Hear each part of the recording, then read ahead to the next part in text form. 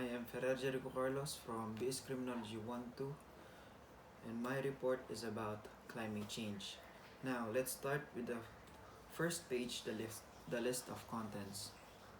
Uh, Matutukoy natin dito what is weather and climate, what is climate change, what are the primary causes of climate change, the effects of climate change, and how can we prevent it. First, ano ba yung mga una nating may isip pag sinabi nating climate change? We have here weather and climate. What is weather? Weather is a state of atmosphere including temperature, atmospheric pressure, wind, humidity, precipitation, and cloud cover. Siguro naman lahat sa atin may idea na kung ano yung weather, which is the hotness or coldness ng isang lugar. Kung is it sunny, is it raining, is it snowing, ayun yung mga tatawag natin ng weather. Now, what is climate? Climate is the long pattern of weather in a particular area. Meaning, ang climate is, for example, sabihin natin ang El Nino is from March hanggang June. Ayun yung matatawag natin na El Nino. And then, after naman nun, those September to December, sinatawag natin La Nina, tag-ulan naman. Ayun yung pattern na sinasabi. Ayun yung climate sa isang taon. Now, what is climate change? Climate change refers to the long-term shifts in temperatures and weather patterns. Ngayon, ang climate change naman is kapag nagkaroon ng pagbabago sa pattern na yon. For example, nasobrahan yung month na sobrang init or nasobrahan naman yung month na sobrang tag-ulan. Ngayon, nagkakaroon ng effects yun sa atin. What are the primary causes of climate change? We have two causes, the human causes and natural causes. Now, ano ba yung mga human causes? First, we have here is the global carbon emission. Carbon compounds released into the atmosphere often through human activity such as burning of fossil fuels such as coal or gas or carbon fixation. Up until now, gumagamit tayo ng fossil fuels to power our vehicles, our infrastructures, or even our electricity. Kaya malaking effect ng paggamit nito ay nakakaapekto sa atmosphere. Next is we have the deforestation. It is a forest clearance and the destruction of forests or stand of trees from land that is then converted to non-forest use. Nangyayari ang deforestation is kapag nagtataya tayo ng infrastructures sa mga forest lands. And also yung mga kahoy na madalas ang ginagawa natin is ginagamit natin for our use. Also the agriculture. Agriculture is directly responsible for 14% of total greenhouse gas emissions, and broader rural land use decisions have an even larger impact. Kahit yung agriculture is malaki ang epekto kaya nagkakaroon tayo ng climate change. Ang pagtatanim is gumagamit ng pesticides which can affect the atmosphere. Ang nangyayari is para tayong nasa loob ng globe tapos ito yung earth.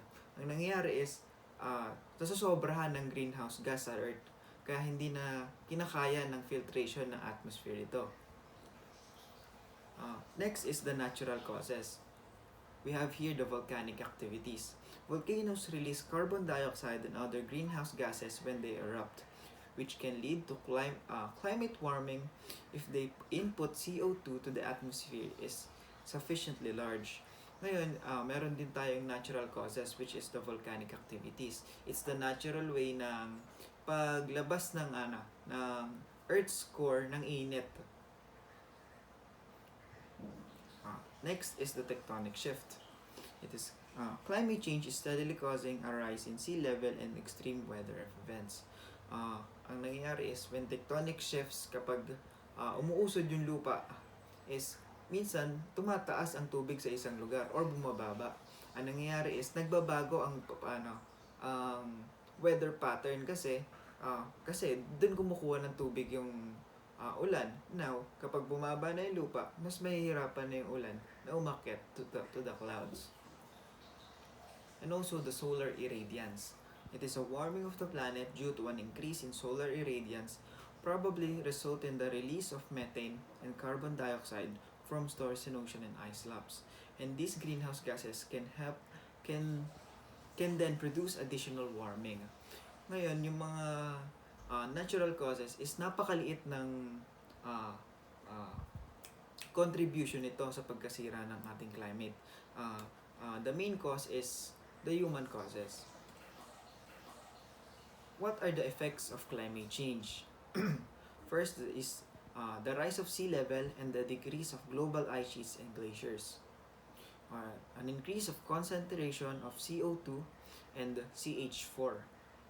And also the scarcity of food, the thinning of the ozone layer, more severe storms, increased drought, and loss of species. Here are some examples. As you see, we have the severe storms.